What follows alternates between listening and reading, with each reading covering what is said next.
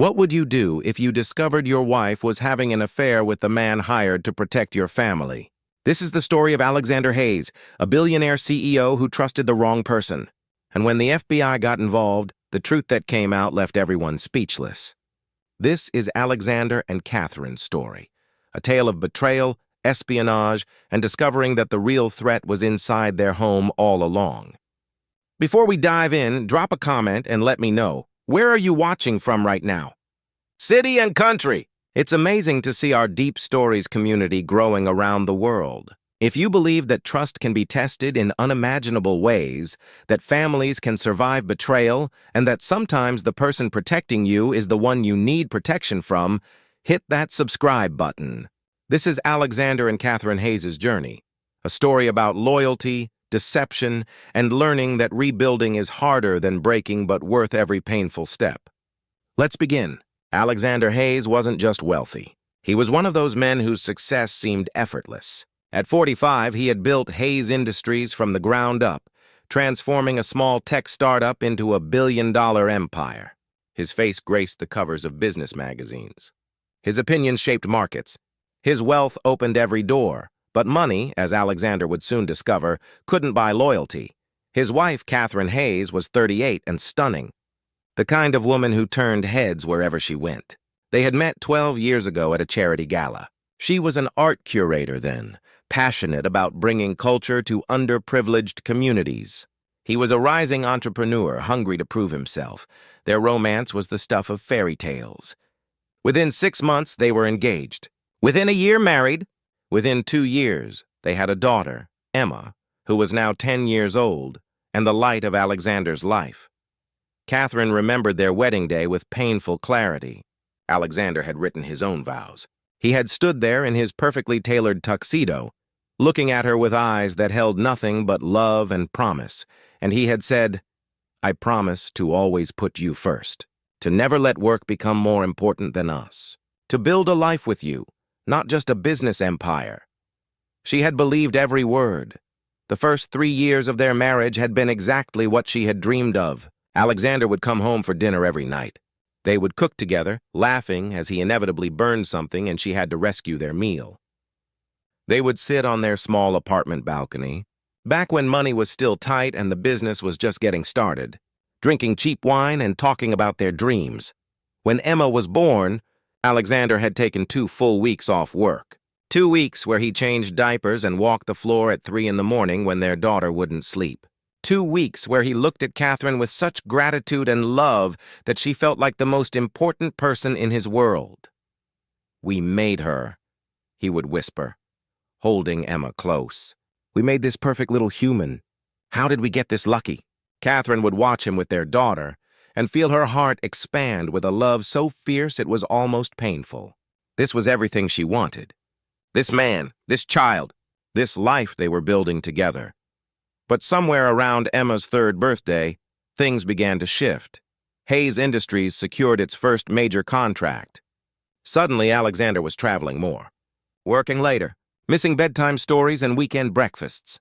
At first, Catherine understood. This was what they had been working toward. Financial security, a future for Emma that included the best schools and opportunities. "Just until we get established," Alexander would say, kissing her forehead before leaving for another business trip. "Once we're stable, I'll cut back." I promise. She believed him. She kept believing him through Emma's 4th birthday party, which Alexander missed because of an emergency meeting in San Francisco. Through their 7th wedding anniversary, which he forgot completely until his assistant called to remind him. Through countless school events where Emma would scan the audience looking for her father, her little face falling when she realized he wasn't there again. From the outside, the Hayes family were perfect. Mansion in the suburbs with a pool and elaborate gardens that Catherine had designed herself. Penthouse in the city that Alexander used more than their actual home. Vacation house in the Hamptons that they rarely visited together because Alexander was always too busy. Emma attended Westwood Academy, the finest private school in the state, where tuition cost more than most people's annual salary. Catherine sat on the boards of 3 major charities: organizing galas and fundraisers while maintaining the perfect image of the successful CEO's wife. Alexander's company continued to soar, winning contracts and expanding into new markets. His face appeared on the cover of Forbes, Business Insider, Fortune. He gave keynote speeches at tech conferences. He was invited to consult with government agencies on cybersecurity. But behind the closed doors of their beautiful home, Catherine was drowning in loneliness. She tried to talk to Alexander about it. Multiple times, she tried approaching it gently, suggesting maybe they could have date nights again, like they used to. She tried being direct, telling him she felt like she was raising Emma alone. She tried getting angry, accusing him of caring more about his company than his family. Each time, Alexander would look genuinely regretful. He would apologize, promise to do better, maybe even manage to be present for a few days before sliding back into his old patterns. Work was always urgent. Clients always needed him. The business always demanded just one more late night, one more weekend, one more missed family moment. "You don't understand the pressure I'm under," he said during one particularly heated argument when Emma was 7. "Do you know how many people depend on this company? How many families rely on the jobs we provide? I can't just stop working because you want me to watch a movie with you." Catherine had stared at him, feeling something cold settle in her chest. "I'm not asking you to stop working. I'm asking you to remember that you have a family, that your daughter is growing up without you, that your wife exists." "That's not fair," Alexander had replied, his voice sharp with frustration. "Everything I do is for this family. The house you live in, the school Emma attends, the lifestyle you enjoy, that all comes from the work I do." "I don't care about the house," Catherine had said quietly. "I care about you. Emma cares about you, but you're never here." "I'm building something," Alexander had said, and there was a note of desperation in his voice that Catherine hadn't heard before. "I'm creating a legacy, financial security, a future where Emma never has to worry about money or opportunity. Why can't you see that?" But Catherine did see it. She saw that Alexander had become so focused on providing that he had forgotten about being present. She saw that he measured his worth as a husband and father by the numbers in their bank account, rather than the moments he was missing. She saw that somewhere along the way, the man who had promised to always put her first had broken that promise so thoroughly that he didn't even realize he had done it. The loneliness became a constant companion. Catherine would wake up in their king-sized bed and reach for Alexander, only to find his side empty and cold. He had left for the office hours ago without saying goodbye. She would prepare elaborate dinners that went cold waiting for him to come home. She would practice conversations in her head, planning what she wanted to say to him, only to have him arrive home so exhausted and distracted that she couldn't bring herself to start another fight. Emma started asking questions that Catherine didn't know how to answer. Why? Doesn't Daddy ever come to my school events? Why is Daddy always on his phone when we're together?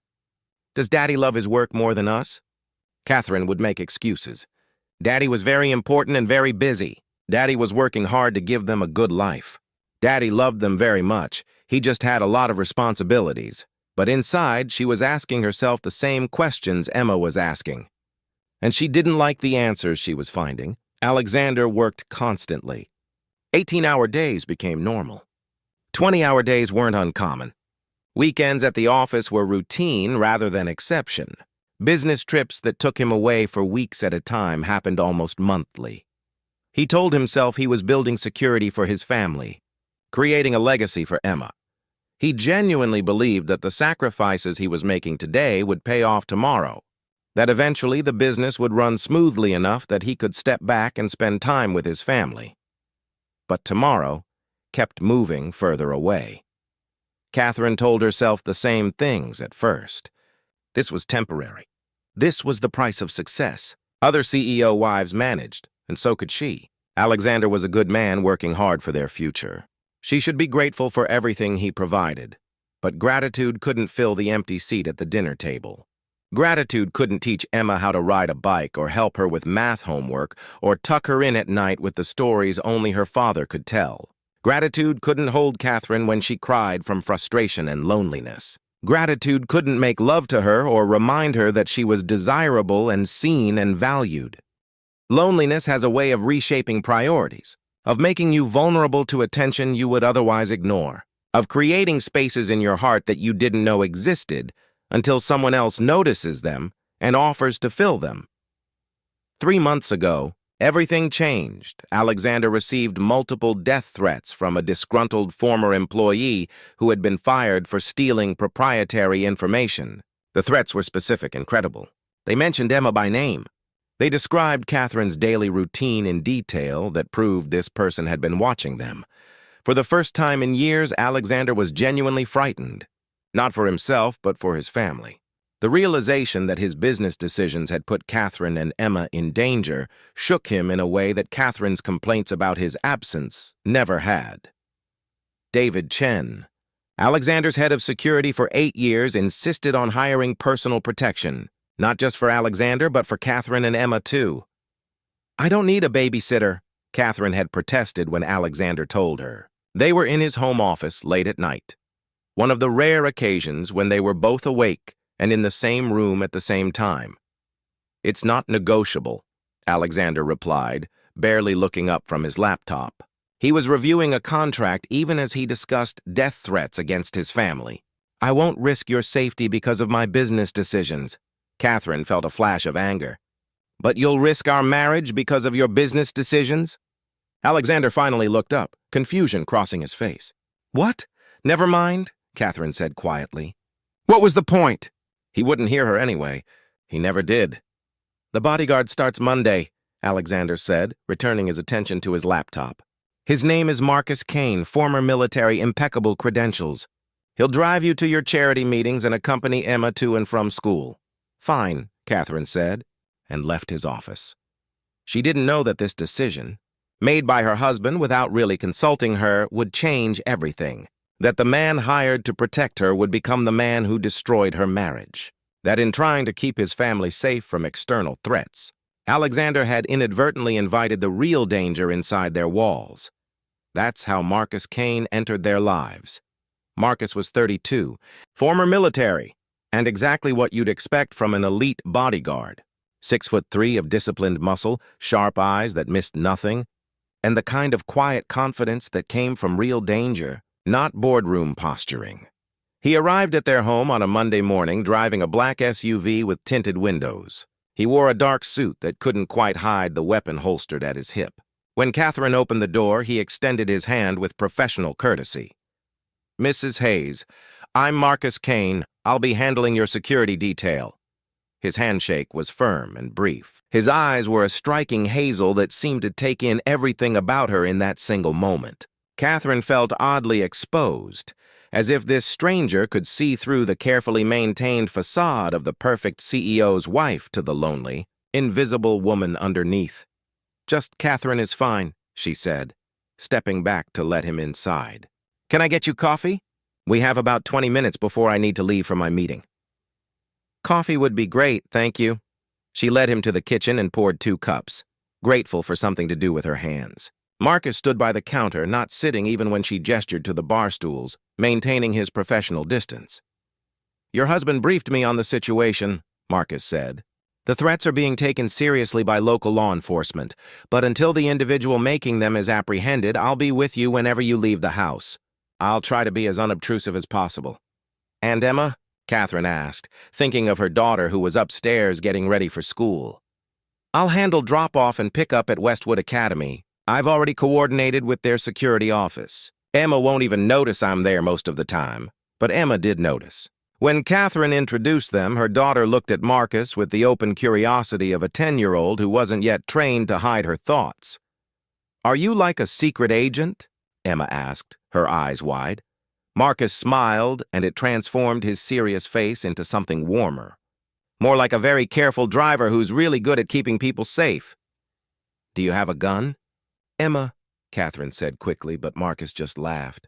"I do, but it's only for emergencies." "My job is to make sure there are no emergencies." Emma seemed satisfied with this answer. Within a week, she was chattering away to Marcus during their drives to school, telling him about her classes and her friends, and the science project she was working on. Marcus listened with patient attention that Catherine recognized. Because she saw the same quality in Alexander whenever he managed to be present with their daughter. Except Marcus was always present. He was professional, courteous, invisible when needed, present when required. He drove Catherine to her charity meetings, standing by the door during luncheons and galas, always scanning the room with those alert hazel eyes. He accompanied Emma to school, waiting in the parking lot during the day in case early pickup was needed. He stayed 3 steps behind at social events, a quiet shadow that Catherine barely noticed after the first week.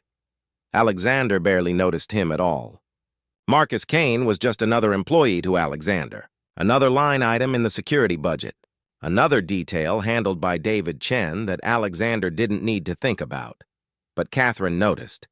She noticed how Marcus opened doors without being asked, how he had learned Emma's schedule within days and always had her favorite granola bars ready in the car after school, how he actually listened when she talked during their drives, asking follow-up questions that proved he was paying attention instead of just filling silence. She noticed how he smiled at her jokes, real smiles that reached his eyes, how his gaze would linger on her face just a fraction too long when she said something particularly clever or funny, how the air in the car felt charged sometimes, as if there was a current running between them that neither acknowledged but both felt. And she noticed, with growing awareness that frightened and thrilled her in equal measure, how alive she felt when Marcus was near, how she caught herself choosing outfits with more care on mornings when she knew she would see him, how she looked forward to their drives together, how she felt seen and heard and valued in a way that Alexander hadn't made her feel in years. David Chen sat in the FBI field office, his hands clasped tightly on the table. Across from him, Special Agent Sarah Martinez reviewed the documents he'd brought with increasing concern. "How long have you known?" Martinez asked, her voice sharp. 48 hours, Chen replied. "I wanted to be absolutely certain before bringing this to you. If I was wrong, I'd be destroying an innocent man's career and reputation." Martinez looked at the surveillance photos spread across the table. Marcus Kane and Catherine Hayes. The timestamps told the story clearly. The intimacy was obvious. "This affair could be genuine," Martinez said carefully. "Inappropriate, yes, but not necessarily criminal." "Look at page 12, Chen said quietly. Martinez flipped through the file. Her expression changed as she read. The real Marcus Kane had died 3 years ago in a car accident in Nevada. The man using his identity had military training, yes, but not American military. Analysis of his movement patterns, his fighting stance captured on security footage, his weapon handling during a training exercise, all pointed to foreign special forces training. Specifically, Eastern European. You think he's FSB? Martinez asked, referring to Russia's Federal Security Service. Or connected to organized crime with state protection, Chen replied. Hayes Industries just secured a $3 billion defense contract. They're developing next-generation encryption technology for the Pentagon. If someone wanted access to that, he didn't need to finish the sentence. Martinez picked up her phone. I'm bringing in our counterintelligence division. This is bigger than local jurisdiction. Within 2 hours, the FBI had assembled a task force. Within 4 hours, they had surveillance on Marcus Kane that he had no idea existed. Within 6 hours, they had tapped his communications and identified encrypted messages to 3 different overseas numbers. The operation was massive and delicate. If Kane realized he was compromised, he would vanish. Worse, if his handlers learned the FBI was onto them, they might activate whatever endgame they had planned. The FBI made a decision. Keep Alexander Hayes in the dark for now. Use Catherine's affair as leverage. And most importantly, let Kane think he was still in control. Meanwhile, Catherine Hayes was spiraling. She had tried to end things with Marcus twice. Both times, he had convinced her to continue. His words were perfect. His touch was addictive. His attention filled the void Alexander had left in her heart, but the guilt was consuming her. Every time she looked at Emma, she felt sick. Every time Alexander said, "I love you," before boarding another flight, she wanted to scream the truth. She was standing in her closet, trying to choose something for Alexander's company anniversary gala that evening, when her phone buzzed with a text from Marcus. "We need to talk. Today. It's urgent." Her heart dropped. Those were the words she'd been dreading. He was going to end it. Or worse, confess his feelings and force her to make a real choice. She texted back, "Guest house. 20 minutes. She told the household staff she was taking a walk. She told herself this would be the last time. She told herself many lies as she walked across the perfectly manicured lawn to the guest house where her marriage had shattered. Marcus was already there, pacing. He looked different, tense, almost frightened. "What's wrong?" Catherine asked. And part of her hoped he would say he was leaving, that this had been a mistake, that they could both go back to their separate lives. "I need to tell you something," Marcus said. "I should have told you from the beginning, but I couldn't risk losing you." Catherine's blood went cold. "Tell me what?" "My name isn't really Marcus Kane." The words hung in the air like smoke. Catherine stared at him, not understanding. "What?" "My real name is Alexei Volkov. I'm from Minsk. I came to the United States 5 years ago." He reached for her hand, but she jerked away. "You've been lying to me? About your name? About everything?" "Not about my feelings," he said desperately. "Never about that. Catherine, I love you. That's real. Everything between us is real. But I need to tell you the truth before—" The door burst open. FBI agents flooded into the guest house with weapons drawn. Catherine screamed. Marcus's hands went up instinctively. "Alexei Volkov, you're under arrest for identity theft, conspiracy to commit espionage, and unlawful entry into the United States," Agent Martinez announced. "You have the right to remain silent." "Wait!" Catherine shouted. "There's been a mistake. He's just Mrs. Hayes," Martinez said firmly. "Please step aside. We need to secure the suspect." Catherine's legs gave out. She collapsed onto the sofa as agents handcuffed Marcus, no, Alexei, and led him away. He looked back at her once, and Catherine saw something in his eyes she'd never seen before. Not love. Not regret, fear. Special Agent Martinez sat down across from Catherine, who was shaking violently. "Mrs. Hayes, I know this is shocking, but I need you to listen carefully. Your husband is on his way home. We've already contacted him. He knows about the affair. He knows about Alexei Volkov's real identity, and he knows that you may be in danger." "Danger?" Catherine whispered. "I don't understand." "He said he loved me. He's an intelligence operative, Mrs. Hayes. We believe he was sent to infiltrate your family to gain access to your husband's company. Hayes Industries is developing classified technology. Alexei Volkov's job was to get close to someone with access to your husband's private communications and schedules." The words didn't make sense. "Couldn't make sense? The affair?" Catherine said slowly. That was his mission?" Martinez's silence was answer enough. Catherine bent forward, her hands covering her face, and sobbed. Not just for the affair, not just for the lies, but for how completely she had been used. How thoroughly she had destroyed her marriage for a man who had never loved her at all. 20 minutes later, Alexander arrived. Catherine heard his car in the driveway and felt her entire body go numb. She couldn't face him. Couldn't explain. Couldn't even look at him.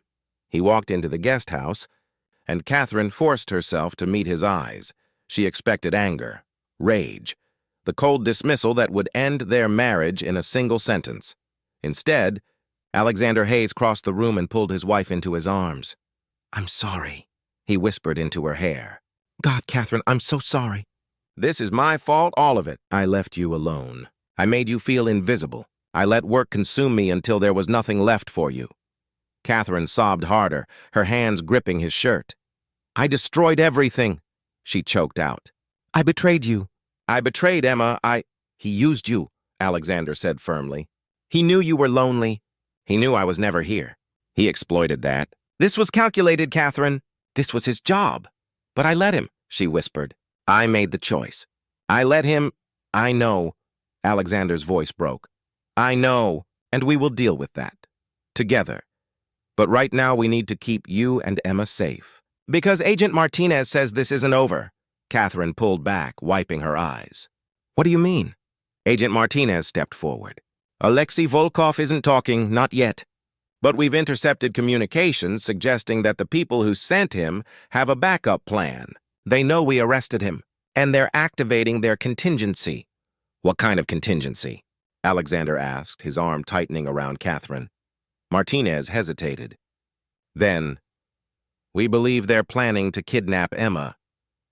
The Hayes mansion became a fortress within hours. FBI agents positioned at every entrance. Surveillance upgraded to military-grade equipment with cameras covering every angle. Emma's school was notified. She would be homeschooled until further notice, with an FBI-approved tutor who had top security clearance. The transformation was complete and overwhelming. Their home, which had always been a sanctuary despite its problems, now felt like a prison. Armed agents patrolled the grounds. Motion sensors covered the perimeter. Every window had reinforced locks. Every door required security clearance to open. Emma, 10 years old and perceptive beyond her years, knew something was terribly wrong. She had woken up that morning to find her home filled with strangers wearing FBI jackets. Her mother's eyes were red from crying. Her father looked like he hadn't slept. And Marcus, who had been her friend and protector for months, was simply gone. No explanation. No goodbye, just gone. Catherine found Emma sitting on her bed that evening, still in the clothes she had worn all day, staring at the wall with the blank expression children get when their world stops making sense. "Sweetie," Catherine said softly, sitting beside her daughter. "I know today has been scary and confusing." Emma didn't look at her. "Where's Marcus?" Catherine felt her throat close. How did you explain to your child that the man who had made her laugh, who had played chess with her during traffic jams, who had taught her card tricks and let her pick the music during their drives, was a foreign operative who had been using them all as part of an espionage operation? How did you explain that her mother had fallen in love with that man? That she had betrayed her father? That nothing in their lives was what it had seemed to be? "Marcus had to go away," Catherine said carefully, each word feeling inadequate. "He won't be coming back." "Did something happen to him?"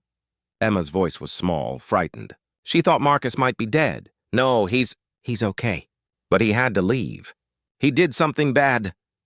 And he can't be around us anymore." Emma finally looked at her mother, and Catherine saw tears tracking down her daughter's face. "What did he do?" Catherine's eyes filled with matching tears. "He lied to us. About who he was. About why he was here. He wasn't really Marcus Kane. That wasn't even his real name." Emma processed this information with the serious logic of childhood, trying to make sense of adult complications. Then she asked the question Catherine had been dreading. "Did you love him?"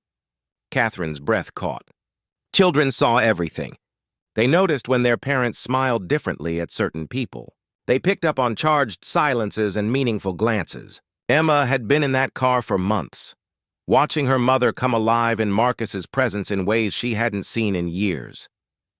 "I thought I did," Catherine whispered, the admission costing her everything. "But I was wrong. Very, very wrong." Emma was silent for a long moment, absorbing this. Then, with the devastating honesty only children possess, "Does Daddy know?" "Yes, Daddy knows. Is he mad at you?" Catherine thought about how to answer that. Alexander had every right to be furious. She had betrayed him in the most fundamental way. She had fallen in love with another man. She had destroyed their marriage vows. "He should be," Catherine said honestly. "I hurt him very badly." Emma considered this, her young mind working through the implications. "But does he still love you?" Catherine thought of Alexander, who had walked into that guest house expecting to find his wife broken and ashamed, who had every right to walk away, to demand divorce, to let her drown in the consequences of her choices. Instead, he had crossed the room and pulled her into his arms. He had held her while she fell apart. He had said, "We will deal with this together," instead of abandoning her. "Yes," Catherine said softly, fresh tears streaming down her face. "He still loves me." "I don't know why, but he does." Emma nodded slowly, processing this with the seriousness of someone far older than 10. Then she said something that broke Catherine's heart, even as it gave her hope. "Okay, then we'll be okay. If only it were that simple. But Emma wasn't okay." Catherine could see it in the days that followed. Her daughter became quieter, more withdrawn. She stopped eating with her usual appetite. She had nightmares that woke her screaming. She would find Catherine or Alexander in the middle of the night, needing reassurance that they were really there, that they were safe, that this nightmare would end. "What if the bad people come for me?" Emma whispered one night, crawling into bed between her parents at 3 in the morning. "What if they hurt you because of me?" Alexander pulled his daughter close, and Catherine saw tears in his eyes, tears she hadn't seen since the day Emma was born. "Nothing is going to happen to you, baby. I promise. I won't let anyone hurt you," but promises felt hollow now. Alexander had promised to always put his family first, and he had broken that promise for years.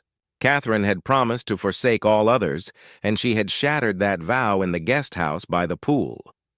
How could they promise Emma safety when they had proven so completely that their promises meant nothing? In the FBI command center set up in Alexander's home office, Agent Martinez was coordinating with Counterintelligence Division in Washington, D.C. The operation had expanded rapidly once they understood the full scope of what they were dealing with. This wasn't just one rogue operative. It was a sophisticated network with connections spanning 3 continents. Alexei Volkov had finally started talking. But what he was saying made everything more complicated rather than simpler.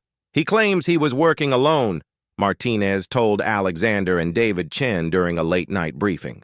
The 3 of them were gathered around Alexander's desk, surrounded by documents and surveillance, photos and encrypted communications that painted a picture of conspiracy far beyond anything they had initially imagined. "Says he was hired by a private intelligence firm for industrial espionage," Martinez continued, her voice carrying skepticism that was obvious even to Alexander, who knew nothing about interrogation techniques. "No foreign government involvement. No kidnapping plan. Just corporate espionage gone wrong. Do you believe him?" Alexander asked, though he already knew the answer from Martinez's expression. Not for a second. "His story has holes you could drive a truck through. The encrypted communications we intercepted don't match a simple corporate espionage operation. Someone sent him here with a larger objective, and they have resources that suggest state sponsorship or, at minimum, organized crime with significant state protection." "Then why is he protecting them?" David Chen asked. "If he's looking at decades in federal prison anyway, why not cooperate fully?" Martinez leaned back in her chair, her face grim. "Because he's more afraid of his handlers than he is of American prison. Which tells us exactly how dangerous these people are. Alexei knows what they do to operatives who cooperate with authorities. He's seen it happen. He'd rather spend his life in solitary confinement than risk whatever they would do to him if he gave us everything." Alexander felt cold fear settle in his stomach. "So we're dealing with people who can reach someone in federal custody?" "We're taking precautions," Martinez assured him. "Alexei is in a secure facility with protection. But yes, these people have resources and reach that concern us." The break in the case came from an unexpected source at an unexpected time. It was just past 7 in the evening. Catherine was in Emma's room, reading to her from one of the Harry Potter books they had been working through together. Emma was curled against her mother's side, finally relaxed enough to focus on the story instead of the fear that had consumed her for days. Catherine's phone buzzed with a number she didn't recognize. She almost ignored it. She had been instructed by Agent Martinez to report any unknown calls immediately, to never answer them herself. But something made her hesitate. Some instinct she couldn't name. She glanced at the FBI agent stationed just outside Emma's door, a young woman named Rodriguez who had been kind to Emma, who had showed her card tricks and taught her a clapping game to pass the time. Catherine made a decision. She answered the call. "Catherine Hayes?" A woman's voice, heavily accented, Eastern European. The accent sounded similar to the way Alexei had spoken during the brief moments before his arrest when his careful American pronunciation had slipped. Catherine's blood went cold. She stood up carefully, stepping away from Emma. "Who is this?" "A friend of Alexei Volkov. He asked me to give you a message before your FBI arrested him. He wanted you to know the truth." Catherine's hand was shaking. She could see Agent Rodriguez noticing something was wrong, starting to move toward her. Catherine held up one hand, signaling her to wait. "What truth?" The woman laughed. It was not a pleasant sound. It carried no humor, only bitter amusement at Catherine's naivety. "Has the FBI told you why Alexei came to your family? What his mission really was?" He was sent to spy on my husband's company, Catherine said, her voice steadier than she felt. To steal encryption technology. Is that what they told you? The woman's voice carried mock surprise. How simplistic. No, Mrs. Hayes, Alexei wasn't sent to steal technology. Anyone can hack a computer given enough time and resources. The technology itself was never the primary objective. Catherine's heart was pounding. Then what? Alexei was sent to evaluate you, Catherine. To determine if you could be turned, if you could be recruited. If your husband's neglect and your obvious loneliness had made you bitter enough to betray him. Catherine felt the room spin. She sat down hard on Emma's bed, grateful her daughter was absorbed in her book and not paying attention to this conversation. That's not... Catherine started. But the woman cut her off. The affair was a test, she said, her voice almost clinical now, as if describing a laboratory experiment. To measure your loyalty, to see if you were corruptible. Alexei was supposed to seduce you, assess your moral boundaries, evaluate how much money or security or emotional manipulation it would take to turn you into an asset. Catherine couldn't breathe. Every moment with Marcus, with Alexei, was replaying in her mind with sickening new context. Every touch, every confession of feelings, every whispered promise, all of it had been calculated. All of it had been a test she had failed spectacularly. If you proved useful, the woman continued mercilessly, the real operation would begin. We would offer you money, security, a new life with Alexei somewhere beautiful and far away, all in exchange for access to your husband's encryption technology, his passwords, his schedule, his vulnerabilities. I would never, Catherine whispered, but the protest sounded weak even to her own ears. She had already betrayed Alexander in every way that mattered. How could she claim moral high ground about stealing technology when she had already stolen his trust, his love, his belief that their marriage meant something? Alexei didn't think you would either, the woman said, and now her voice carried something different. Something almost like respect. He told his handlers you were unsuitable for recruitment.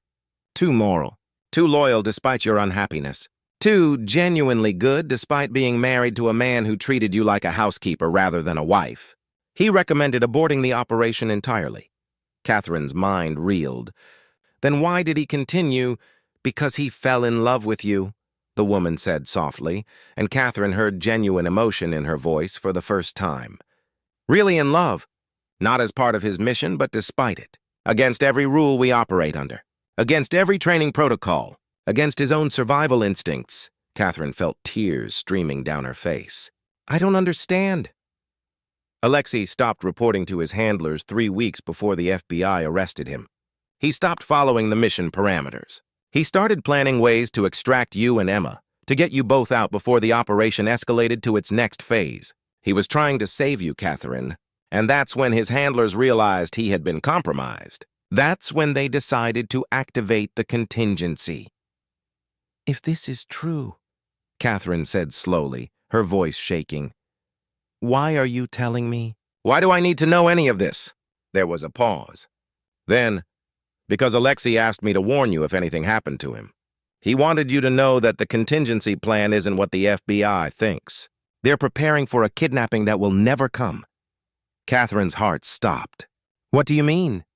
They're not planning to kidnap your daughter, Catherine. That's misdirection, a false trail to keep the FBI watching the wrong target while the real operation proceeds. Then what are they planning? Catherine could barely form the words. The woman's next sentence destroyed what was left of Catherine's world. They're planning to assassinate your husband tomorrow night at his company's anniversary gala. And they're going to frame you for his murder. Catherine stood frozen for 3 seconds. Then she ran. The FBI agent outside Emma's door jumped up. Mrs. Hayes, get Agent Martinez! Catherine gasped. Now, someone just called me. Alexei's people. They're planning to kill my husband. Tomorrow night. At the gala.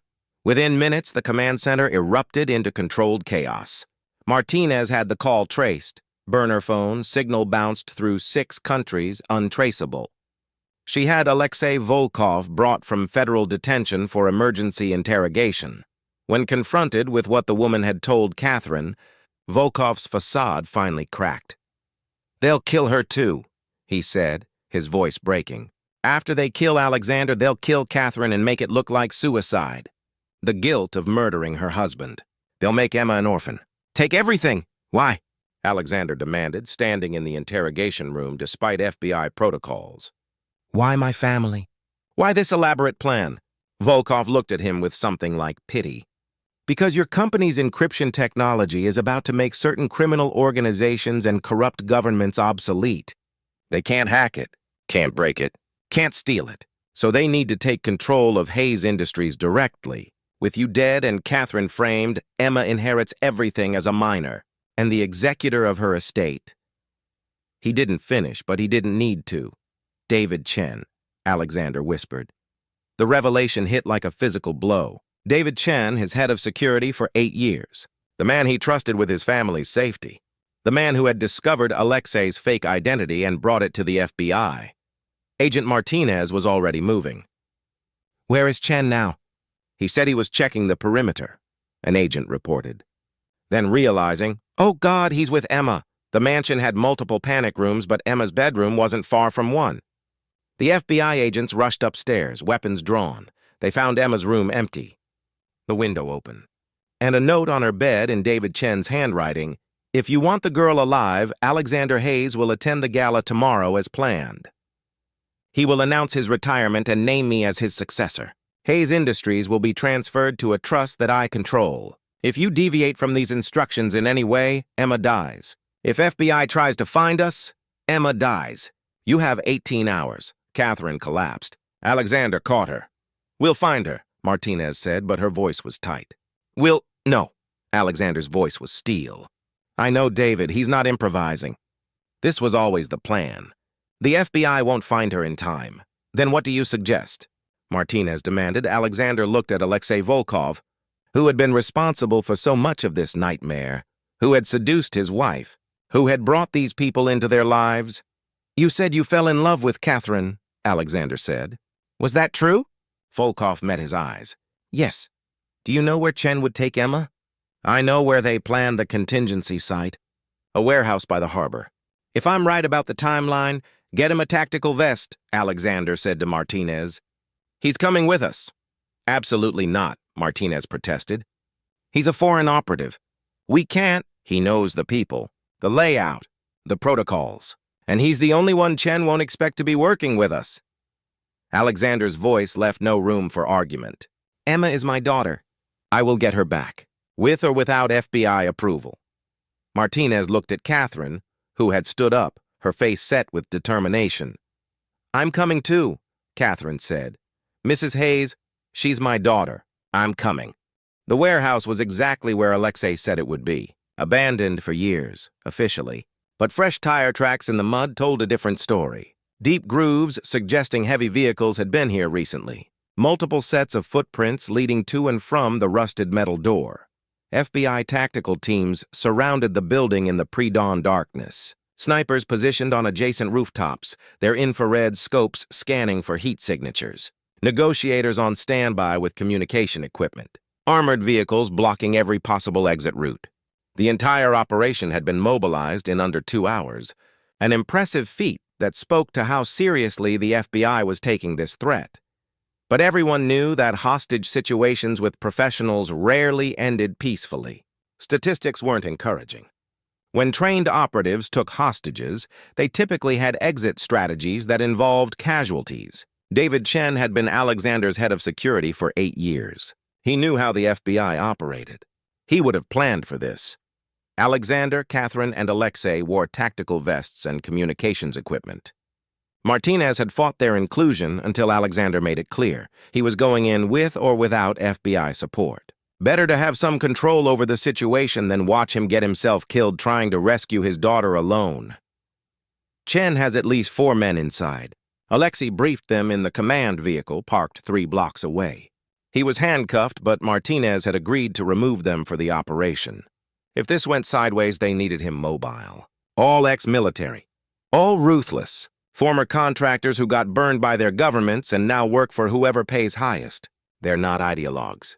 They're mercenaries. That makes them both more predictable and more dangerous. Predictable how? Alexander asked, his voice tight with controlled fear. Every moment they spent planning was another moment Emma was in danger. They care about money, not causes. They'll fight hard because they're being paid to, but they won't die for this job if they see better odds elsewhere. We can use that. And more dangerous how? Catherine asked, her hand gripping Alexander's so tightly her knuckles were white. Alexei met her eyes, and Catherine saw genuine regret there. Because they won't hesitate to kill Emma if they think it serves their objective. She's an asset to them only as long as she's useful. The moment she becomes a liability, they'll eliminate her without conscience. Catherine felt her knees weaken. Alexander's arm went around her waist, holding her up. Emma will be in the northeast corner, Alexei continued, pointing to a tactical map Martinez had spread across the hood of the vehicle. Away from windows, away from the main door. Probably restrained, but not harmed. Yet, they need her alive and conscious to maintain leverage. Chen is smart enough to know that if she's injured or drugged, you lose motivation to cooperate. What's the play? Alexander asked, though part of him didn't want to hear the answer. Every option they had discussed involved unacceptable risk. Chen expects the FBI to raid, Alexei said. He's positioned his men to repel a tactical assault. He has weapons, body armor, and probably explosives rigged to go off if they're breached from unexpected angles. He expects violence. He's prepared for violence. And we give him what he doesn't expect, Martinez finished, though her expression showed she hated this plan as much as Alexander did. Negotiation, capitulation. We make him think he's won. Alexander looked at the warehouse in the distance, barely visible in the pre-dawn darkness. Somewhere inside that building, his 10-year-old daughter was terrified and alone, held hostage by men who viewed her as nothing more than a tool to be used and discarded. He thought about Emma as a baby, so small and perfect, fitting in the crook of his arm. He thought about her first steps, taken while he was away at a business conference, captured on video by Catherine. He thought about her first day of school, which he had missed because of an emergency board meeting. He thought about all the moments he had sacrificed for his company, for his career, for his ambition, and he knew with absolute clarity that none of it mattered. Not the money, not the success, not the empire he had built. If Emma died in that warehouse, everything he had worked for would be ashes, meaningless, empty. What do you need from me? Alexander asked, his voice steady despite the fear threatening to consume him. Martinez looked at him with something approaching respect. Walk in alone, unarmed. Offer Chen exactly what he wants. Make him believe you're capitulating. Keep him talking long enough for us to get Emma out. And if he doesn't believe me, if he sees through it, then we go to Plan B, Martinez said grimly. Tactical assault. But that's a last resort. Statistically, hostage survival rates drop to under 40% once shooting starts. Catherine made a sound like a wounded animal. Alexander pulled her closer. I'll make him believe me, Alexander said. Whatever it takes. The plan was risky, possibly suicidal, but it was the only option that didn't end with Emma caught in crossfire. Her small body torn apart by bullets meant for adults who had made terrible choices she had nothing to do with. Alexander Hayes, wearing no vest, carrying no weapon, walked through the front door of the warehouse alone. The door was unlocked. It swung open with a horror movie creak that would have been almost funny in any other context. Alexander stepped inside, his eyes adjusting to the darkness. Emergency lights provided dim illumination, casting everything in sickly green. David! He called out. His voice echoed in the cavernous space, bouncing off metal walls and concrete floors. It's just me. No weapons, no FBI, just a father who wants his daughter back. Let's talk. For a long moment, nothing happened. Alexander stood in the doorway, feeling exposed and vulnerable.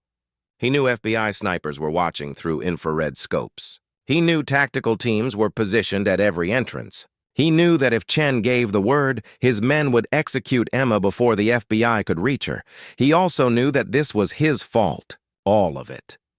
If he had been present in his marriage, if he had paid attention to Catherine instead of treating her like house staff, if he had valued his family as much as his company, none of this would have happened. Then lights flickered on, flooding the warehouse with harsh fluorescent brightness that made Alexander squint. And there, in the center of the massive empty space, Standing on a platform that had probably once been used for machinery was David Chen, holding Emma. Alexander's breath caught. Emma looked small and frightened, her eyes red from crying.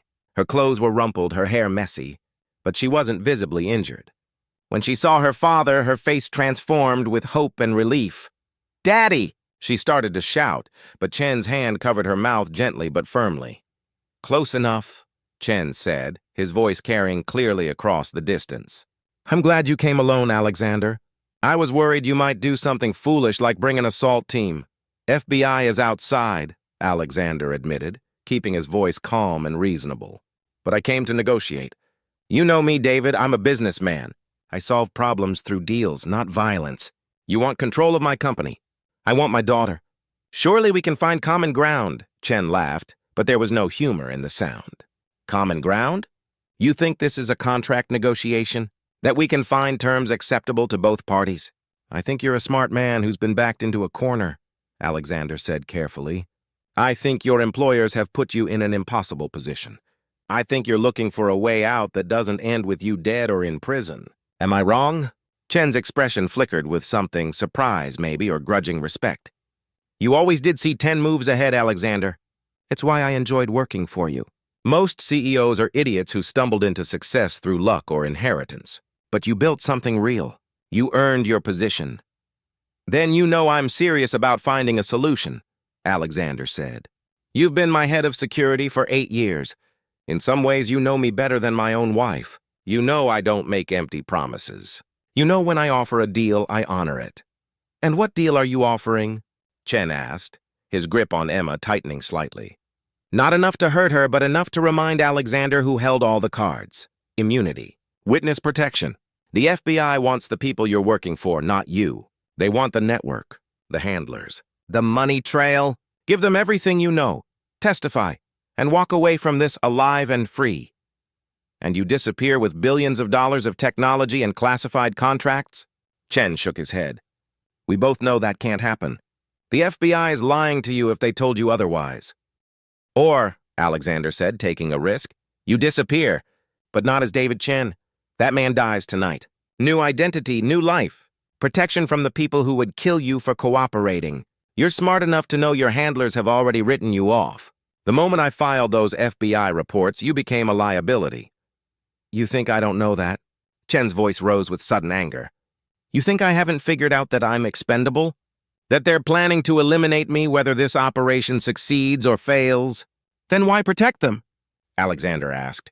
"Why die for people who have already decided you're worthless?" Before Chen could answer, a new voice cut through the tension. "Because he's more afraid of what they'll do to him if he talks than what American authorities will do if he doesn't," Alexei Volkov said, stepping from the shadows where he had been positioned by Martinez. Chen's gun came up immediately, trained on Alexei. "You, how—" "I made the same deal you're being offered," Alexei said calmly, his hands visible and empty. "Immunity in exchange for everything I know about the organization, including you, including the contingency protocols, including the fact that they always kill their operatives who get compromised. You're lying." But Chen's voice carried less certainty now. "Am I? Check your phone, David. Those offshore accounts they promised you, the ones in Grand Cayman and Switzerland and Singapore. Check them right now." Chen's hand shook slightly as he pulled out his phone with his free hand, still gripping Emma with the other. His face went from flushed anger to pale shock as he scrolled through what Alexander assumed were banking notifications. No, this can't—" Chen's voice broke. "Already frozen," Alexei confirmed. "The FBI worked with international banking authorities the moment I gave them the account numbers. Every dollar they promised you is gone. The exit strategy they provided? Also burned. The safe houses in Buenos Aires and Bangkok and Berlin? All compromised. You have nowhere to run even if you escape this warehouse." Chen looked like a man watching his world collapse in real time. "They said, they promised, they lied," Alexei said simply. "Just like they lied to me.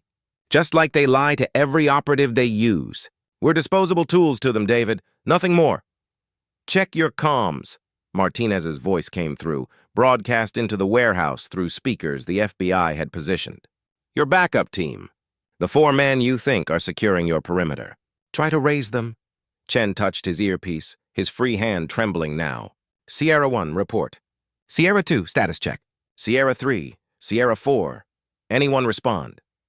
Silence. We got them 20 minutes ago, Martinez continued. All 4 secured without shots fired. You're alone, David. Your employer has abandoned you. Your team is in custody. Your money is frozen. Your escape routes are burned. You have 1 asset left, Emma Hayes. And she's only valuable if you're willing to kill a 10-year-old girl in cold blood. Alexander saw the moment David Chen realized he had lost. The calculation happening behind his eyes.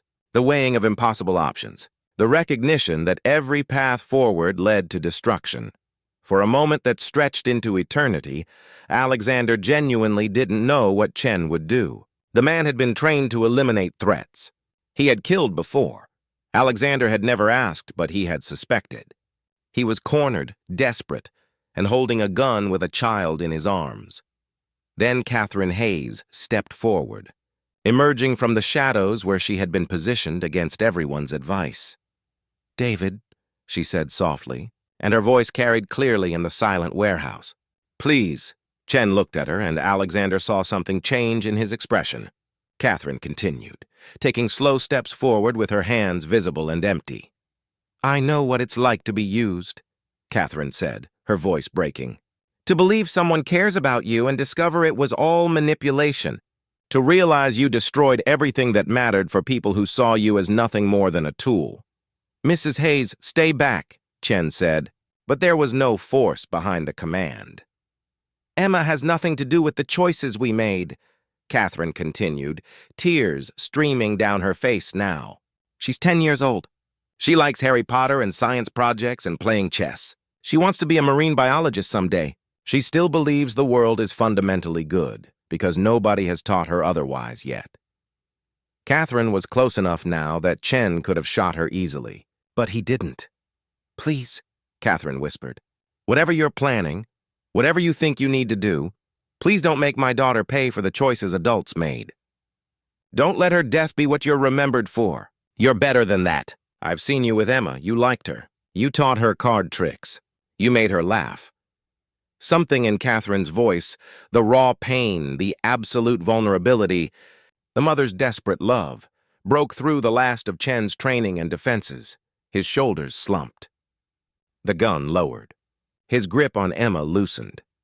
I didn't want it to go this far, he said quietly, and he suddenly looked much older than his 42 years. It was supposed to be simple. Get the encryption keys. Disappear with enough money to never worry again. But they kept changing the plan, adding complications. And then he looked at Alexander, you kept treating me like family, trusting me with your most valuable secrets. It would have been easier if you'd been the cold bastard everyone thinks you are. I know, Alexander said, taking a careful step forward. I'm sorry you were put in this position, but it's not too late to end this differently than they planned. Let Emma go, Catherine said, her voice still gentle despite the tears. Whatever happens next, let my daughter go. Please. David Chen looked down at Emma, who was crying silently, her small body shaking with fear and exhaustion. He saw in her face everything he had lost. Innocence, hope, the belief that adults would protect rather than harm her. He released her. Emma ran. Not to her father or mother, but to the first person she saw, which happened to be Alexei. She threw her arms around him, sobbing, and Alexei caught her awkwardly, his expression stricken with guilt and sorrow. Then Alexander was there, sweeping Emma up into his arms, holding her so tightly she gasped. Catherine rushed over, and for a moment the Hayes family held each other while FBI agents flooded into the warehouse. Weapons trained on David Chen, who stood with his hands raised in surrender. I'm sorry, Chen said, looking at Alexander as agents moved to secure him. I'm truly sorry. You were a good boss. You didn't deserve this. None of us deserve this, Alexander replied quietly. But it's over now. David Chen was arrested without further resistance. He didn't fight, didn't try to escape, just allowed himself to be handcuffed and led away, looking like a man who had already accepted his fate. Alexei Volkov was taken into federal custody, his cooperation ensuring he would avoid the worst charges. As they led him past the Hayes family, he stopped for a moment, looking at Catherine with an expression of profound regret. "I meant it," he said quietly. "What I felt for you, that was real." Catherine looked at him with tears still streaming down her face. "I know, but it doesn't change anything." "I know," Alexei replied. "Take care of them. They deserve better than what we gave them." Then he was gone, disappearing into the custody of federal marshals, who would transport him to a secure facility where he would begin the long process of dismantling the network that had nearly destroyed the Hayes family. Alexander carried Emma to the waiting ambulance, paramedics checking her vitals and looking for injuries. She was physically unharmed, just exhausted and traumatized. They recommended bringing her to the hospital for observation, but Emma refused to let go of her father. "I want to go home," she sobbed. "Please, Daddy, I just want to go home." "Okay, baby," Alexander whispered, holding her close. "Okay, we'll go home." Catherine climbed into the FBI vehicle with them, never letting go of Emma's hand. As they drove away from the warehouse where their nightmare had nearly ended in tragedy, she looked at Alexander across their daughter's sleeping form. "I'm sorry," she whispered. "For everything. For all of it?" "I know," Alexander replied. "I'm sorry, too. I drove you to him. I was so focused on building something that I forgot to maintain what I already had." "That doesn't excuse what I did." "No," Alexander agreed. "It doesn't. But maybe we can figure out how to forgive each other anyway. If not for us, then for her."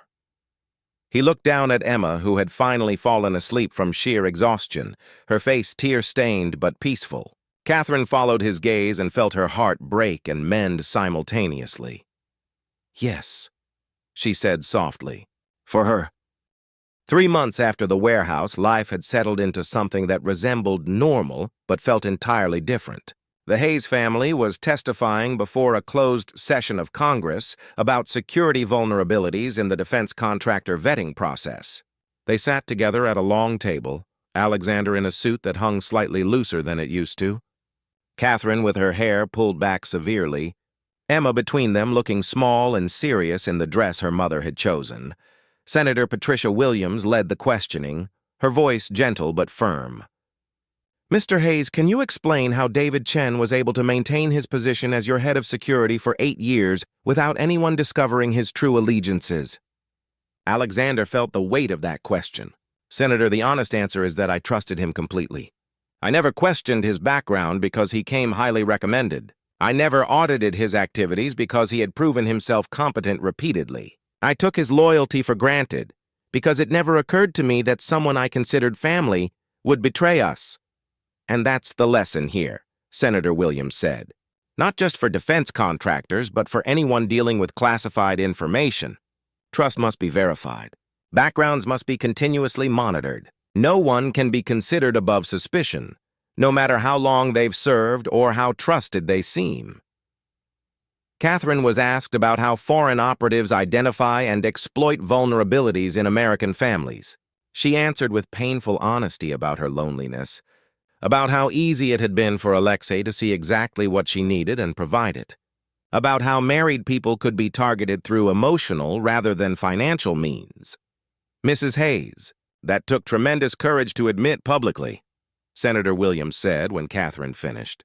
"Your testimony will help other families recognize when they might be vulnerable to similar exploitation."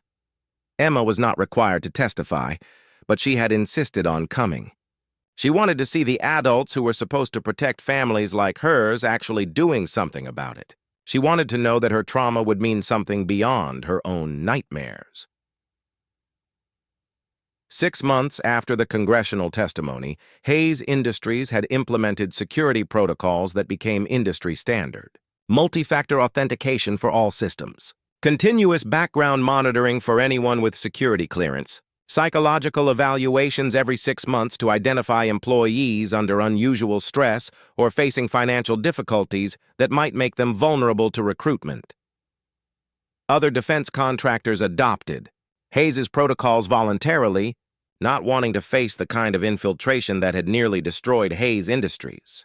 The Department of Defense made many of these protocols mandatory for anyone working on classified projects. Alexander had stepped back from daily operations, promoting his COO, Sarah Chen, no relation to David, to CEO. He remained chairman of the board and major shareholder, but his days of 18-hour work weeks were over. He attended Emma's robotics competitions. He took Catherine on weekend trips. He was home for dinner every night unless absolutely unavoidable. The first few months were awkward. They moved through their house like strangers who happened to be married, polite and careful with each other. They didn't know how to be together anymore. Their entire relationship had been built on patterns that no longer served them. 1 year after everything fell apart, Alexander and Catherine Hayes were sitting in a marriage counselor's office for their weekly session. Dr. Rebecca Foster had been seeing them for 10 months now, guiding them through the painful process of deciding whether their marriage could be saved and, if so, what it would need to look like. "I need to ask you both something difficult," Dr. Foster said during one session. "Do you want to stay married because you genuinely believe this relationship can become healthy and fulfilling, or because you're afraid of what divorce would mean for Emma?" Catherine and Alexander looked at each other across the small space of the counseling office. It was the kind of question that demanded honesty rather than politeness. "I want to stay married," Catherine said slowly, "because I remember who we used to be. Before the success and the money and the pressure, I remember the man who wrote his own vows and promised to always put me first. I believe that man is still in there somewhere, even if he got lost for a while." "And you?" Dr. Foster asked Alexander. "I want to stay married," Alexander replied, "because I finally understand what I was destroying. For years, I thought providing for my family was the same as loving them. I thought the house and the security and the opportunities I was creating were enough. I didn't realize that Catherine needed a partner, not a provider, that Emma needed a father, not a trust fund. I was building an empire while my actual family was falling apart." "You both keep talking about the past," Dr. Foster observed. "What you used to be. What you lost. But what about the future? If you stay together, what does that marriage look like?" It was a question they returned to repeatedly over the months that followed. What did a healthy Hayes marriage look like? Not the one they had pretended to have, with its picture-perfect surface hiding rot underneath, but a real marriage built on actual communication and genuine presence and mutual respect. They learned to talk, really talk, not just exchange information about schedules and logistics. They learned to fight productively instead of avoiding conflict until resentment built to explosive levels. They learned that Catherine needed to express her needs explicitly rather than hoping Alexander would intuit them. They learned that Alexander needed to actually be present when he was home, not physically there while mentally still at the office. It was hard work, harder than anything either of them had done before. Some days they wanted to quit. Some nights they went to bed angry, despite the old advice about never sleeping on an argument. Some weeks they backslid into old patterns and had to consciously pull themselves back. But they kept trying. Agent Martinez checked in on them periodically, officially to gather additional information for ongoing prosecutions, but Catherine suspected she was also genuinely concerned about how they were managing. "We're not fixed," Alexander told her during one of these check-ins. "Maybe we never will be completely. There will always be scars. Catherine will always wonder if I'm really present or just performing presence. I will always carry guilt about driving her to someone else. But we're trying, really trying. That's all any marriage is," Martinez said. Trying. My own marriage ended in divorce after 15 years. Not because of one big betrayal, but because we stopped trying. We got comfortable and complacent and stopped doing the work. The fact that you're still doing the work after everything you went through says something. Catherine had made her own changes.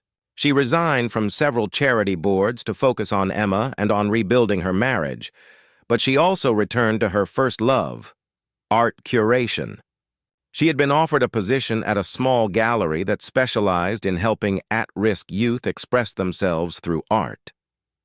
The gallery didn't pay much, but it gave Catherine something that Hayes Industries galas never had, purpose that was entirely hers.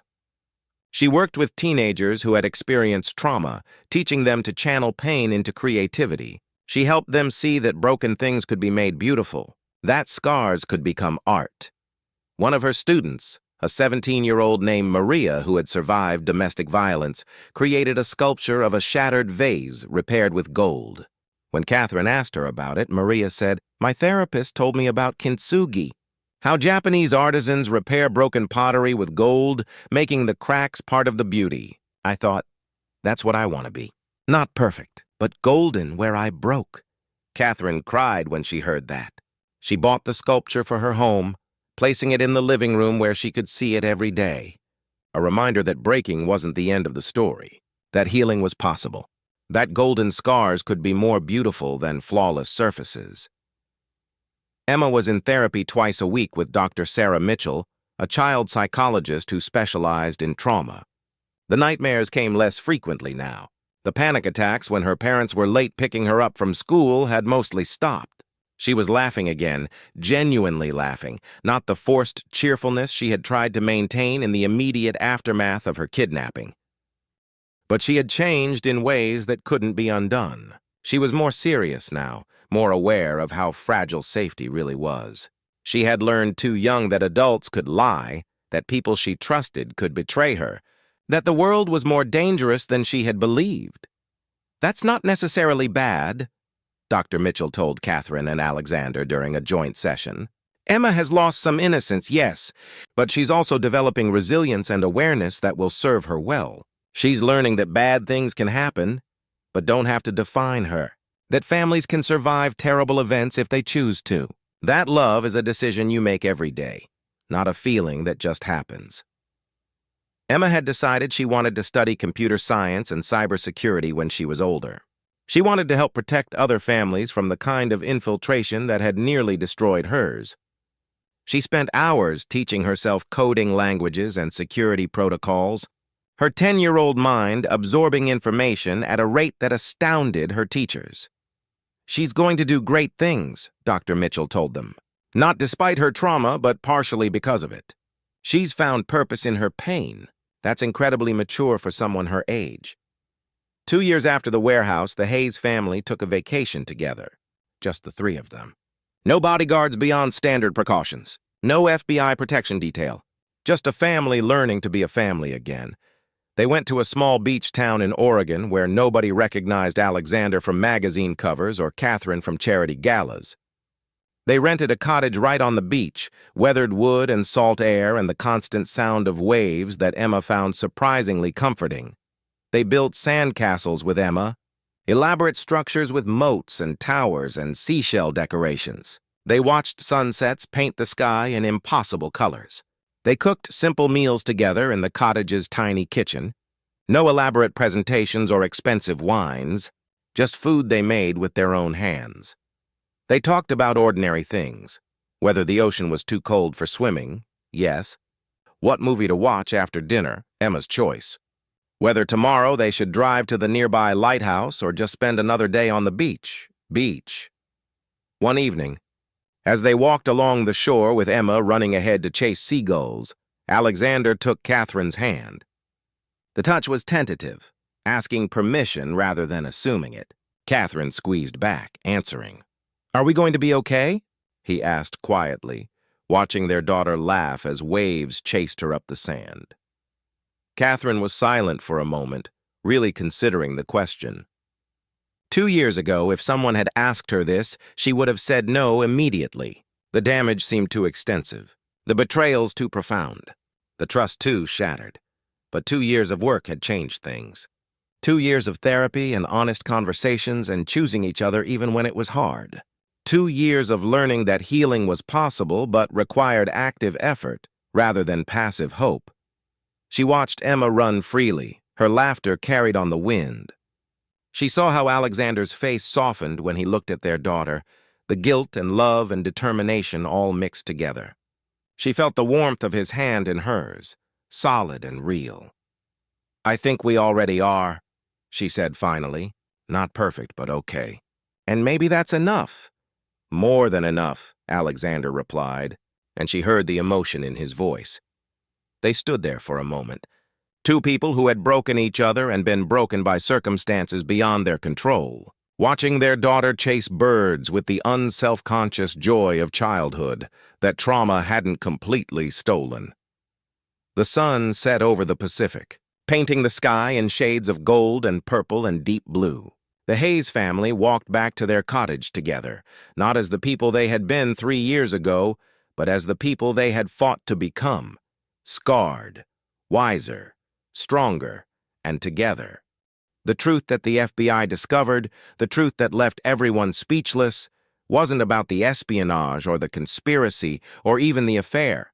It was simpler, more profound, more difficult. The truth was that families break, trust shatters. Love gets tested in ways you never imagined. But sometimes, if you're willing to do the work, if you're willing to be honest and vulnerable and choose each other even when it's hard, sometimes broken things can be made whole again. Not the same, but stronger for having been broken. The Hayes family was proof of that. Alexander had learned that success meant nothing if you came home to an empty house. That providing wasn't the same as being present. That his daughter needed a father, not a bank account. That his wife needed a partner, not a provider.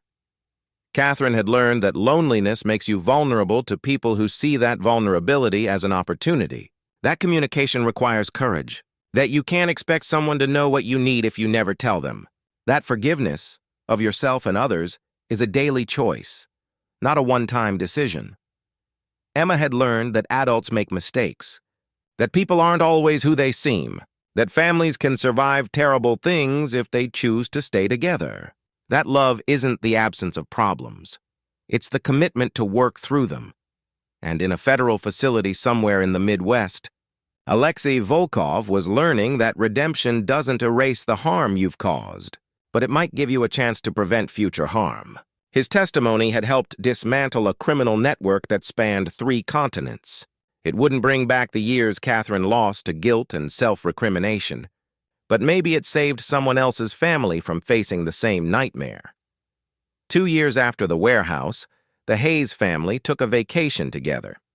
Just the 3 of them. No bodyguards, no security detail beyond standard precautions. Just a family learning to be a family again. They went to a small beach town where nobody recognized Alexander from magazine covers or Catherine from charity galas. They built sandcastles with Emma. They watched sunsets. They talked about ordinary things. What to have for dinner, which movie to watch, whether the ocean was too cold for swimming. One evening, as they walked along the beach, Emma ran ahead, chasing seagulls and laughing. Alexander took Catherine's hand. "Are we going to be okay?" he asked quietly. Catherine watched their daughter, strong and resilient and beautiful, running fearlessly toward the waves. "I think we already are," she said. "Not perfect, but okay." "And maybe that's enough." Alexander squeezed her hand. More than enough. The sun set over the ocean, painting the sky in shades of gold and purple. The Hayes family walked back to their rental house together, not as the people they had been 2 years ago, but as the people they had fought to become. Scarred, wiser, stronger, and together. 5 years after everything fell apart, Catherine Hayes stood in her kitchen making coffee on a Saturday morning. Alexander was reading the newspaper at the table. Emma, now 15, was upstairs getting ready to meet friends at the mall. It was ordinary. Beautifully, preciously ordinary. The therapist they'd seen for 3 years had eventually told them they didn't need weekly sessions anymore. They had done the work. They had rebuilt trust brick by brick. They had learned to communicate, to be present, to choose each other daily. The marriage they had now didn't look like the one they'd had before everything happened. It was better, more honest, built on a foundation of actual understanding rather than assumptions and convenience. Alexander had never made partner at another firm. He didn't need to. Hayes Industries thrived under new leadership while he focused on being present for his family. He coached Emma's robotics team. He took Catherine on weekend trips. He was there for dinner every night. Catherine had returned to her first love, art curation, but now she worked with at-risk youth, teaching them to express trauma through creativity. She helped run a program that supported families going through crises. She turned her pain into purpose. Emma had grown into a remarkable young woman. She was studying computer science and planned to work in cybersecurity someday, inspired by the events that had almost destroyed her family. She wanted to protect other families from similar threats. The story could have ended differently. The betrayal could have been final. The damage could have been irreparable. But the Hayes family had made different choices. They chose honesty over hiding. They chose forgiveness over bitterness. They chose growth over stagnation. They chose each other over giving up. And in making those choices, day after day, year after year, they discovered something profound. The strongest families aren't the ones that never break. They're the ones that know how to heal. So, what did you think of Alexander and Catherine's story? Rate it from 0 to 10 in the comments. My favorite moment was when Alexander chose to hold Catherine instead of walking away. That's the kind of love that really matters. What was your favorite part? And here's the big question. If you were Alexander, would you have forgiven Catherine after discovering the affair? Or would the betrayal have been too much? Drop your thoughts below. I really want to know what you do.